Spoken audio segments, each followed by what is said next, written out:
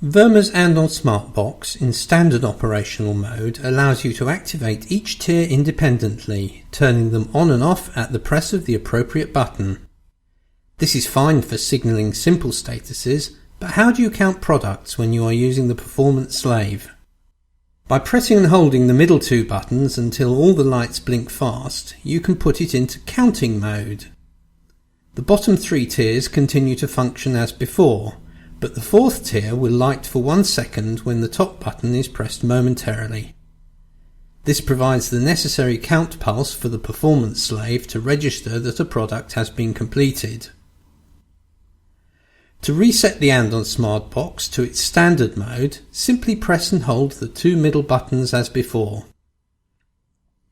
Once set to counting mode, the Andon SmartBOX will remain in it until it is reset, even if it is powered down. For more information or guidance on this or any other WERMA product, please contact us at www.werma.com.